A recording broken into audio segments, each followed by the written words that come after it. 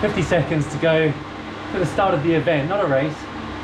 Yesterday, Saturday, was my big ride outdoors, 150 kilometers, 2,250 meters of climbing, the 10 times hill repeats, followed by a 2-hour block of tempo. So feeling a bit jaded today, but I want to recce the New York KOM course with the after party climb. So I'm going to see what the pace feels like, how the undulations feel. Probably try and stay with the front group for a little bit at the beginning, then find a nice little group and then see what the climb feels like at the end. That's the plan. We're 10 seconds away from starting.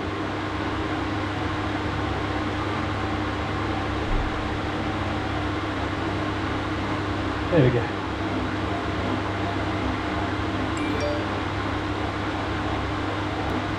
That's Phil Utley. Hi Phil. Yeah, this is a pretty civilised start. I think a lot of people are using this for the recon. Now I'm going to focus on staying seated here and find that kind of cadence and equilibrium that feels good on this undulating terrain.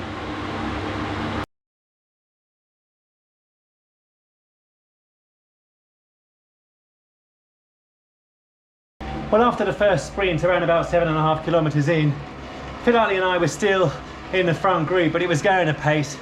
So we both individually decided to pull the plug and just recuperate the rest of the way round, get a feel for the course.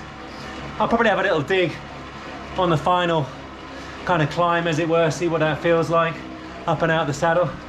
But very best of luck next week, Phil, on Tuesday.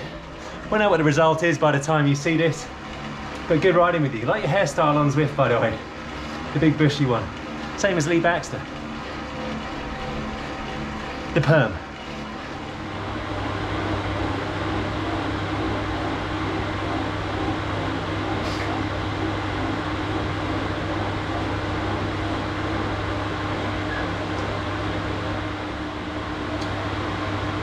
Well, it's a very strange climb. It's a very strange climb, that. I'll probably recon it one more time. It's all over the place in terms of gradient. Anyway, 254 watts, 4 watts a kilogram, that's about what I was aiming for. Nice zone 2 day tomorrow. Well, after yesterday's ride and the gym first thing this morning, I was feeling pretty jaded, and I gotta say, I really didn't fancy the reconnaissance just now, but I'm really glad that I did do that. It was good for the confidence, keeps the legs turning over, and along with a nice little recovery ride tomorrow, I'm sure they'll be in good fettle for Tuesday. But I learned 2 important things. Firstly, for the sprint, there are 3 sprints, and it starts kind of downhill and then finishes uphill. But also, you've got to keep the power on after you get through the end of the sprint, because the uphill continues for quite a bit thereafter. And I reckon you got about a 12 to 15 second sprint, and then another 15 to 20 seconds of hard power down after the sprint if you're trying to stay in the group, which I'll endeavour to do.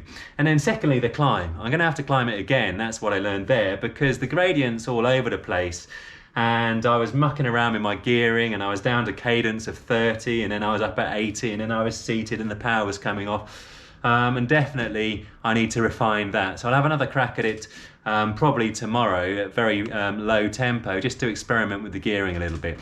Now time to keep carbing up and aiding the process of recovery.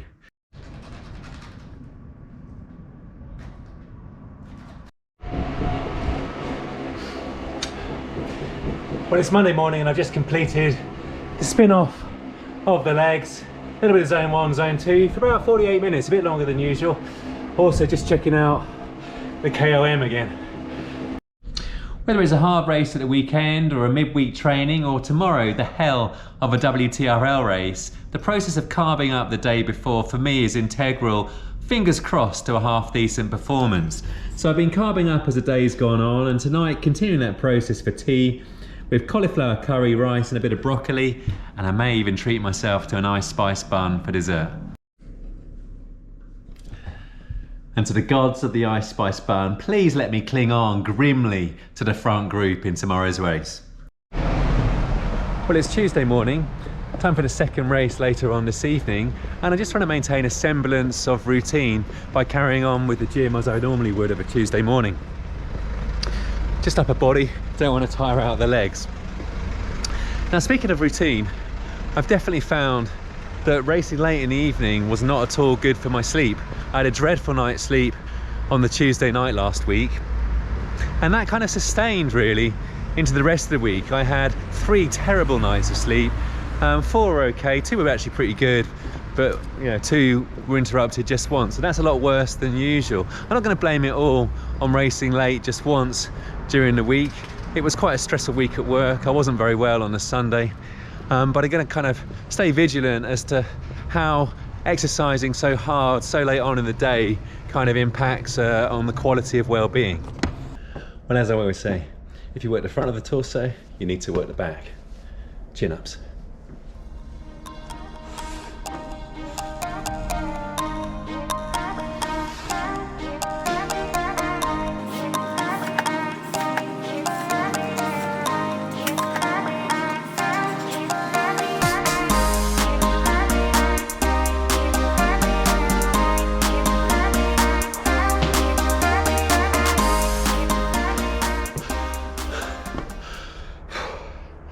Super difficult. Well, after 4 months away from the gym, I'm having to rebuild the incline bench press very slowly. Just 45 kilograms here.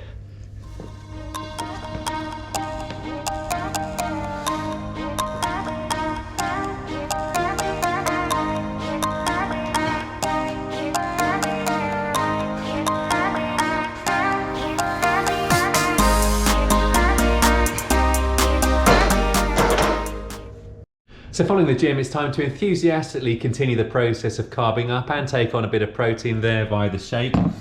In the bowl, I've got some oats and a bit of Just Right with the almond milk, about probably 65-70 grams of carbs in total.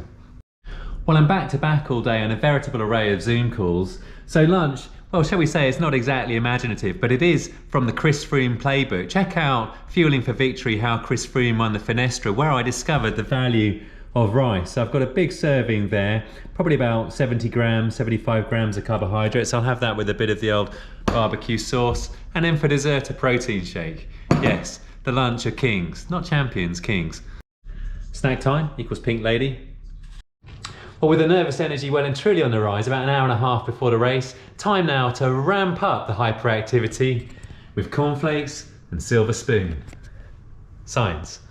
Weigh in pre-WTRL race. I'm gonna put it on gently. Well, there we go. 20.3. Just so that aligns.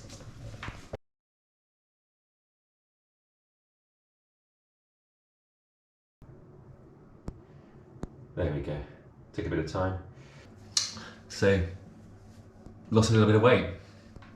2.5 minutes to the off. The live stream's on. Didn't feel great ahead of the event, but the legs have warmed up nicely, so it's fingers crossed now. Praying to the gods of Zwift. Cheers.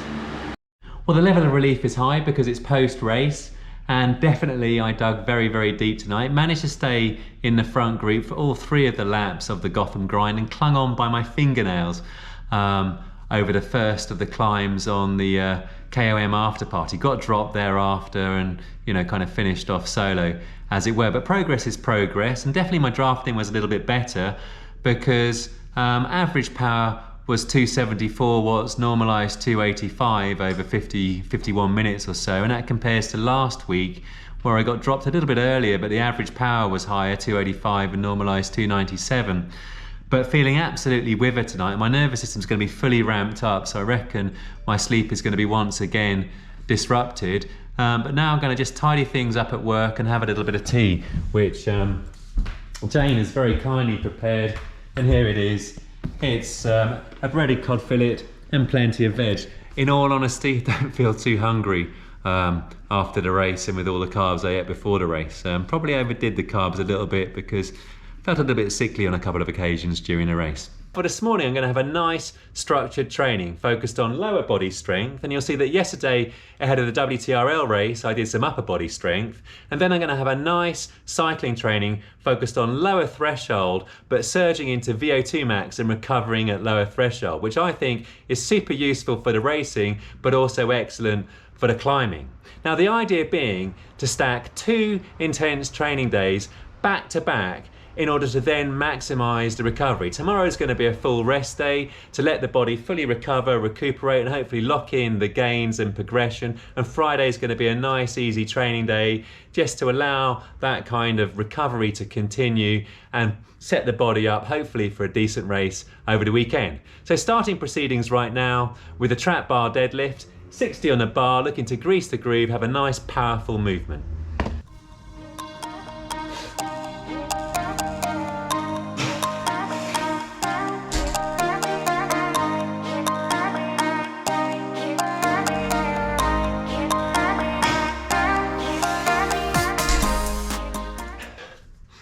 Yeah, they felt definitely very nice, stopping well short of failure.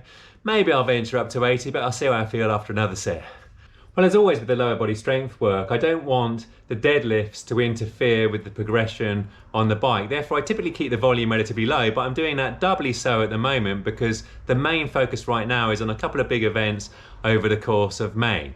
Therefore, the volume has been reduced even more to just once a week and less per session than usual. I warmed up with 1 set of 10 reps on each leg for the single leg deadlift with a 20 kilogram kettlebell. You saw one of the 2 sets that I did with 60 kilograms on the bar in total for the trap bar deadlift, 2 sets of 6. And this is going to be my 3rd set of 2 reps with 80 in total, including the bar. Looking to keep the volume low in order to reduce the stress on the nervous system, completely minimize the risk of muscle fatigue and delayed onset muscle soreness, and therefore leave as much energy as possible for the cycling training whilst preserving strength and power and good movement patterns.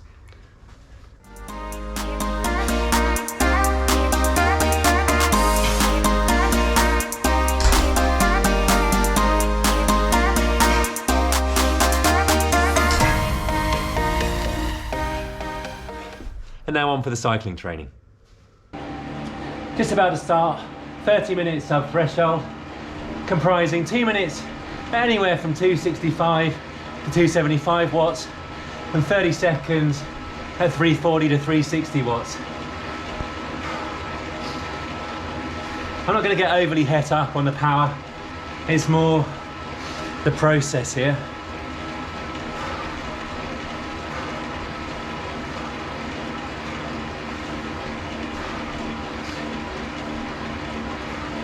Trying to maintain a nice cadence, feel good, find that probably 90 RPM floating on the pedal feeling, and do my best on the surges. Focusing on exhaling. I've not engaged ERG mode, it would nullify the surges, much less useful. Nullify the surges, much less useful? I don't know. The lag would take 5 or 6 seconds out of the surges.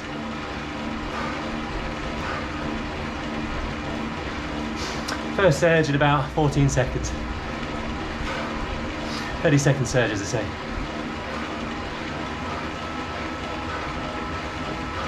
Because today's vlog focuses on my preparation for the Zwift Racing League, I thought it fitting to show one of my favourite Zwift training sessions, one which I would advocate is most helpful in terms of preparing for future WTRL races. Yeah, it sure isn't going to be easy. I'll report back. Proper difficult this. 2 more sprints to go. Its highly imaginative name is Sub Threshold 2, and it can be found in Zwift's workout section within the 4-week FTP Builder, week 4. Now, I love this training because it mimics the demands of a race or a climb with a number of steep ramps or little attacks where you're having to surge in order to stay in the peloton and then recover and clear the ions in the lactate and bring down the heart rate at a still formidable upper zone 3, lower zone 4 workload. Oi!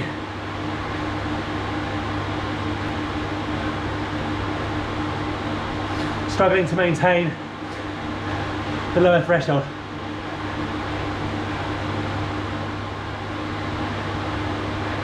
"60 seconds in total to go."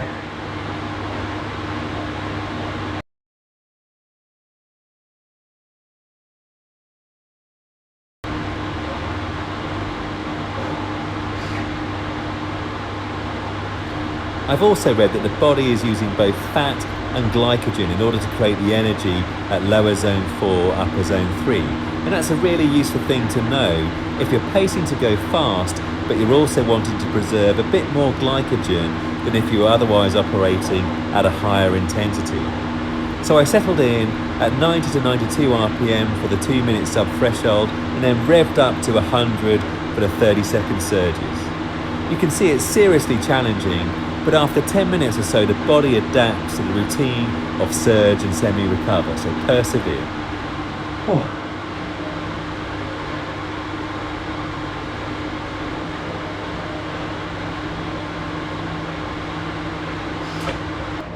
Dear me, very pleased to bank that. I reckon I was 260 to 280 for the 2-minute lower threshold segments, but hitting 360 average for the surges. It was a fasted training this morning, burning through all kinds of muscle glycogen.